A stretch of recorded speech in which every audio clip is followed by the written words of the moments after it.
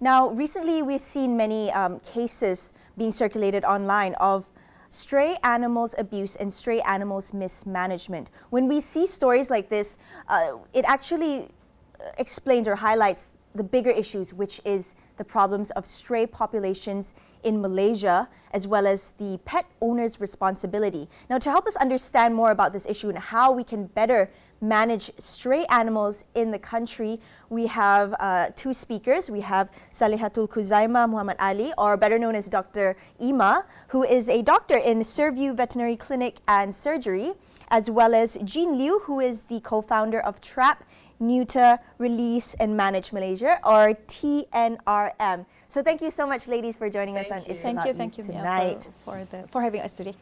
My pleasure.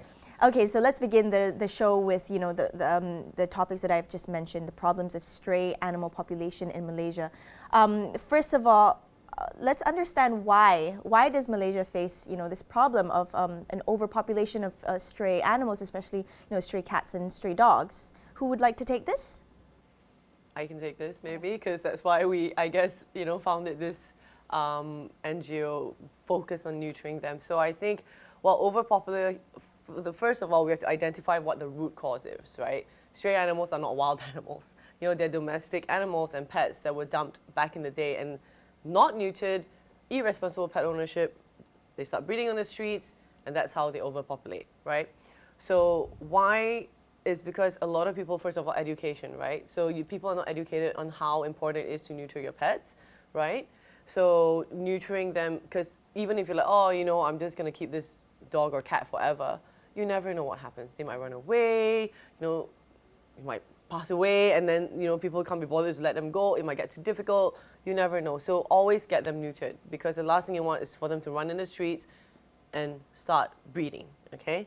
So that's one thing, but education is very important, and I think obviously if it was managed from the get-go with the government, the local councils and all that, everyone working in unison, everyone working collectively, it would really help. Unfortunately, it's gotten out of hand because from what I know anyway, from the get-go, the government has only been adopting basically catch and kill. Right? They catch and kill. So that actually is not an effective way to manage the stray population. That's why we have TNRM.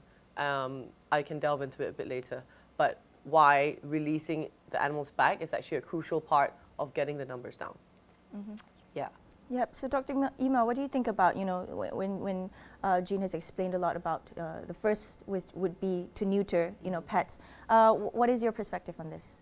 Yeah, actually I agree with Jean, because of that is one of the possible contribution to the overpopulation of the strays, right? Basically, it's because of the responsibility of the pet owner. It may lead to the cause of this population, and like Jean said, the stray animals is not wild. Actually, they have four categories. It's either it's a pet with owners, but the owner just let them roaming around. Second is abandoned pet. Third one is community animals. For example, the animals have been taken care by the community. And another one is the feral. So the feral basically, they doesn't really involve in the community. They survive by themselves. Yeah, so that's how actually the cumulative of this stray population happen. Right. So when we talk about all of these categories of stray animals, and then the overpopulation, how do we actually manage it? Who is who is responsible, first of all, to neuter, to catch, to neuter them and to release them? We cannot just talk about, there are NGOs, there are perhaps pet owners, but then in a bigger picture, who's responsible? I believe that it involves all.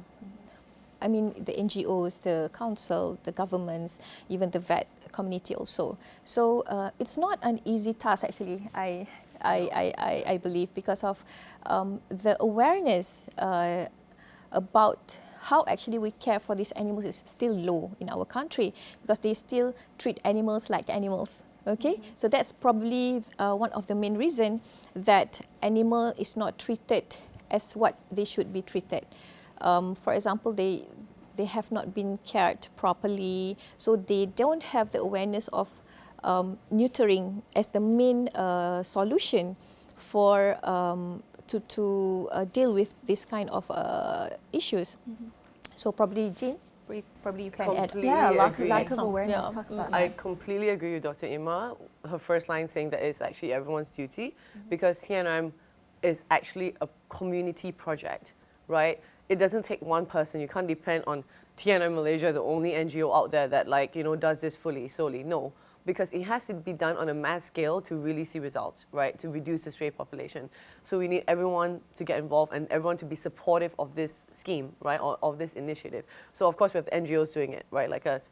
And then even now normal animal welfare NGOs will do it as well. Even if they're shelters, they also do TNR work as well, okay? And we need vets like you to support that because a lot of private vets, they don't even want to TNR, they don't want to do the neutering for stray animals because they think they're diseased and, they obviously maybe won't make like the full amount with private pets, because NGOs are always like, oh my God, give us the cost price, please, kind of thing. We're always asking for lower prices. So, it's great when we have vets like Dr. Ima who support this and understand the importance of getting this done. But of course, also the community itself, like people like you who maybe feed stray animals, like stray cats in your neighborhood because you love them and all that. But we need your help to actually lure them because they trust you.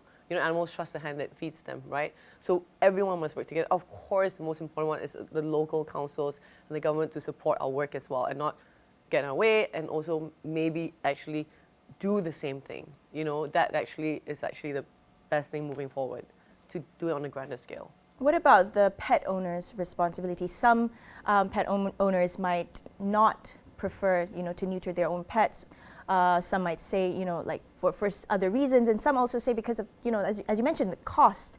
So, what do you have to say about this? Okay, about the pet owner responsibility is actually plays an important role in this program. Basically, because of what I'm aware now is that, yes, one of it is the cost, which sometimes we as the private vet also, we can't really give that much because we also have costs to maintain. I mean, especially the management, the maintenance costs in our practice, basically. But it can be done. I mean, certain vet clinics very supportive in providing the affordable cost. Sometimes probably it might be helped by other bodies, because sometimes there are like an NGO that support the donations to the clinic that might help in the what we call it as the kelancaran program too. Okay, so and other points are why neutering is probably some people not still think that it's important to control the population of the stray animals is one, probably certain people still think that it's religion-wise, they thought it's haram to neuter. I mean, certain people thought that neutering might take off their nature, I mean behavior, in having a family, that kind of things. Yeah. So that kind of mentality, actually, we should stop. Okay, we should educate them that pets or animals, actually, they don't have like nafsu, that kind of things, because they are triggered, or they are basically are hormonal based. So that's why they have the tendency of getting to mate and breed. Okay. And besides that, because they still thought that they afford to take care of uncountable pets they have because of their nature of like so-called as pet lovers or animal lovers. So they thought that, oh, it's okay, I don't want to kacau with the natural behavior, so I just let it be. It's okay, I have this amount of money, I can take care. How do you debunk that? Basically, I just reverse psycho lah. Okay, I just tell them, okay, I understand. I know everybody probably some people love animals. Orang kata to that extent that you very difficult to make a decision to neuter them, okay, because of kesian, they kind of pity them in pain or something. But what I would say is that, okay, I understand your situation, your love towards these animals, but please think about if you're not here anymore. So what will happen to these animals? What will happen to your pets? Who will take care of them? Do you think your kids will continue your legacy, or probably your neighbors? So just think. That's a very, very good point. Thanks for sharing that, Dr. Ima. Now, maybe Jean, you would like to add on to, you know, how, as you're in this line of business, you what are the benefits of neutering pets? Oh my goodness, there's so many. So many, right? Like personally, I know I have some in my mind already, because normally when you neuter your pets, they become more domesticated. Is that true, or is this just a misconception? Dr. Ima did say it's hormonal. So I think the first one, the most obvious one, would be for male animals, right? They are less. Of course, it does depend on the age you get them done, and some are just, it's like nurture in nature. Some are just characteristically maybe a bit more territorial and all that, but in general, it will make them a little bit less territorial, so less marking. So it applies for both dogs and cats. Okay, less aggression because they don't feel like they have to fend off other males. And again, that is for your own pet. You know, you're gonna see that, but you're gonna also benefit if you stay in a neighborhood and you're gonna not hear scowling cats mating in the alley like every night. You know, so that is also just for community. And the marking, of course, like some people say, is a nuisance, and you hear them fight all the time. So all that will be, I wouldn't say completely eliminated, but it will be much reduced, definitely. Yeah, in addition to that, actually, in terms of our profession, in terms of the diseases that might relate it to sexually transmitted disease, for example, viral infection, cancer, tumor, that kind of things. Actually, we can reduce the chances or the risk of the disease to happen if we neuter our pets. That is actually exactly that. Like from the vet's point of view, or from a medical point of view, as a pet owner, you don't want ever them to get like TBT and all the sexually transmitted diseases. So that will be actually pretty much eliminated, like if they do the neutering. But and then also, of course, if you have female dogs, like, you know, if they come on heat, that also would not happen, you know, so they won't like stain your, you know, and you won't attract all the male dogs at your gate. So there's lots of benefits, but more so like the medical ones are very important. I actually am, you know, like when we talk about sexual transmitted disease, we don't relate it with pets that much, or people don't talk about it a lot. But then that actually makes me think it does have a lot of benefits, you know, neutering or spaying your pets, or even the stray animals around your community. That would definitely help in terms of, you know, stray population management. But we'll talk more about you know, the mismanagement of stray animals in the country right after the break.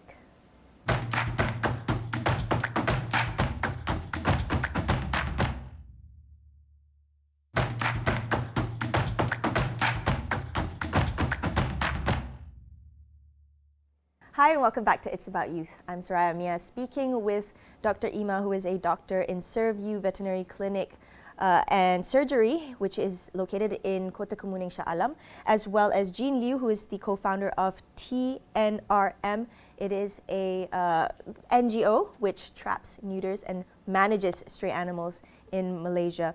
Now, we were talking about, previously we were talking about, you know, the importance of neutering pets, especially for pet owners, as well as stray animals in the country to sort of manage the population, because that is one of the problems. And as I was speaking earlier in the show, there has been many cases of, you know, stray animal abuse, or even stray animals mismanagement by local or city councils as well, and also the general public. So, you know, when we talk about the mismanagement, it always happens, or we always see the cases of this happening in a very inhumane or a very, you know, sort of cruel way, right? So it's very concerning to the general public as well as the netizens.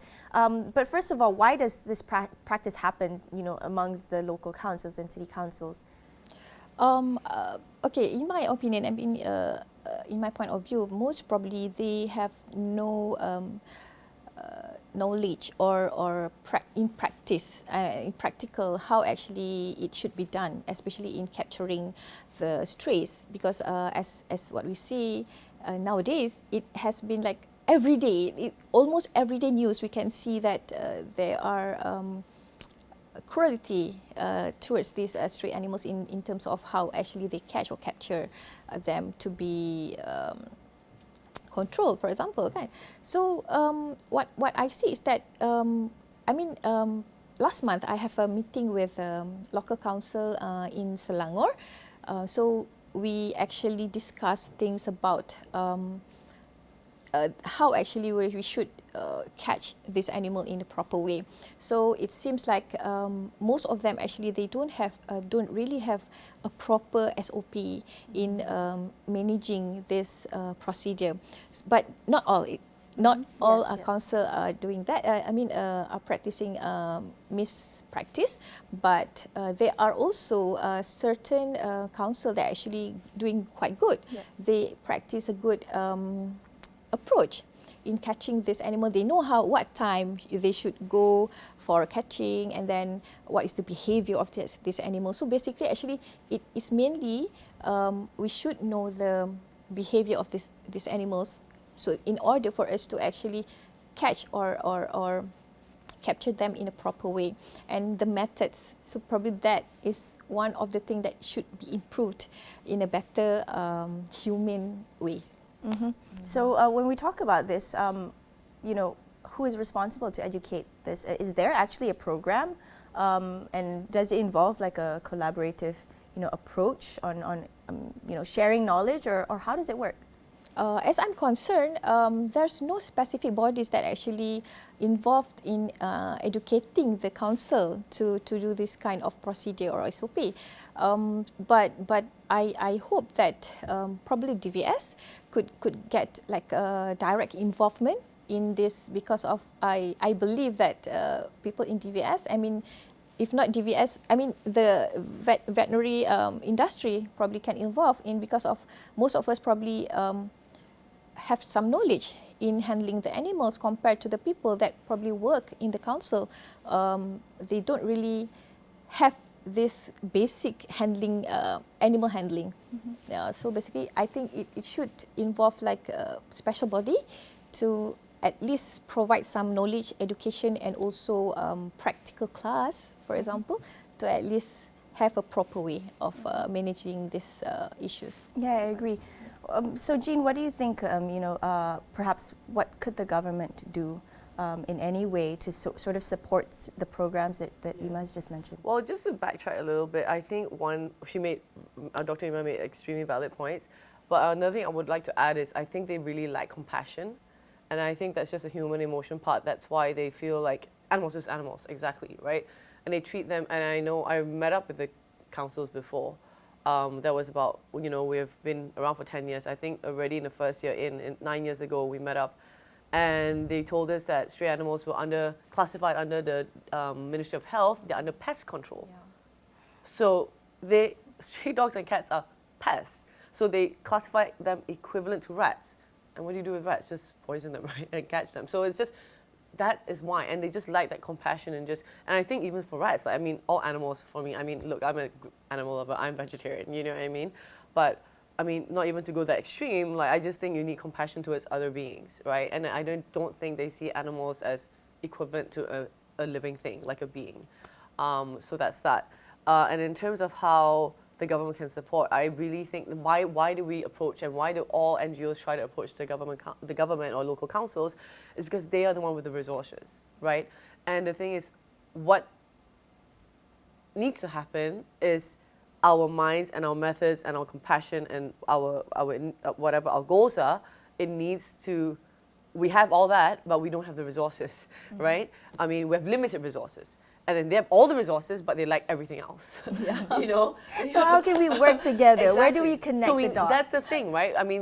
Everyone's been around for so long, and we all know this, but unfortunately, it's so hard to bridge that gap. Mm-hmm. And let everyone work together. Yes, we need all the vets involved. We need professional opinions. We need them, and then we need them to educate them. And maybe because NGOs are almost like hippies, they're always making a big deal of things. And then so whenever we want to meet with them, they're all already. They already have that kind of, that mentality and the attitude towards even meeting us, right? And I did feel that, And then of course, we also, from our point of view, like, oh no, government lah, they won't, listen. It's both wrong in that sense, to think that way. So it's really hard to even. So a lot of, I think, both sides have been jaded. We're kind of like given, if someone comes up to me and says, oh, next week, Jean, I can get you to meet with this so and so from, the some minister, I'm like, forget it. Because I'm already so jaded, and that's on me. I just feel a little bit like, oh, it's not going to go anywhere anyway. So that's a mentality that needs to be fixed, obviously, but definitely it can't be one group doing it. Everyone needs to work together for this to actually, for things to actually really, really change. Because we need the resources, they need the knowledge, the education, the compassion, to teach them the humane methods and other ways besides basically what they're doing now. Releasing them back as community animals. That's always been inducted. It's not just about catching them. What are you going to do after you catch them? Just kill them? That's not how you manage the stray population either. Yeah, actually, it's based on the mentality, our society's mentality, where we don't really treat these animals as our community. We don't accept them as our community. That's the reason why. So that's why when we said of TNRM, release and manage, some people still arguing about this. Sometimes they ask, who's going to manage? Do you have the money? So that kind of thing. So okay, you are. Some people are still pinpointing others to do. Okay, oh doctor, you do lah because of your vet, right? So then you educate lah. But I cannot go alone. Like Jean said, it has to be a collaboration of all society, all bodies, all individual to make it happen. It's more to the public health concern that they are probably highlighting it compared to the animal welfare. So basically, our society still we're lack of compassion to these animals, which we putting human as a very important in the hierarchy. So that's why when it's related to diseases that relate to animal and also humans, that's what makes probably the cats and dogs are categorized under pest because they're afraid of diseases. But what I believe is that yes, we should manage the control of diseases and which leads to public health concern. But at the same time, we can do it synchronizingly with approaching to better animal welfare. Yes. Because I think it doesn't mean that if you thought that your life is important, your health is important, then you can just push down or turn down these animals and treat them like.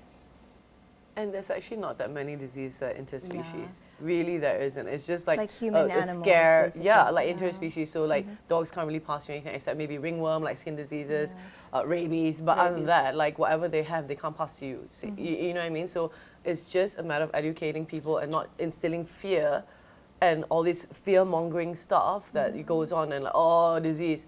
No, you can't really get sick from. The dog is sick doesn't mean you're going to get sick. Interspecies diseases are not that common. And also, to address the fear of when we talk about a religious perspective, there are a lot of would you call this like sama soaps? Yeah. So do they actually work? Does that? What do you think about these? In terms of the sama soaps and stuff, do they work? Actually, because of if you understand the method of sertu in Islam religion, actually it's a very simple and it's not difficult at all to do the sertu procedure, especially Muslim under mazhab Syafi'i, because we have to sertu after we handle dogs or touch with the saliva especially. So as you said, there are numerous products actually are available in the market where you which can make your life simple. It's not even the orang kata original sertu method using the soil is actually easy. It's not that difficult because of it's just the method of how actually it should be done. Because I understand based on my observation, some of these people actually they don't really understand how sertu is being done because they thought that it's very difficult, it's very leceh type, so they don't want to involve in leceh punya kan. So they don't really bother to get to know how sertu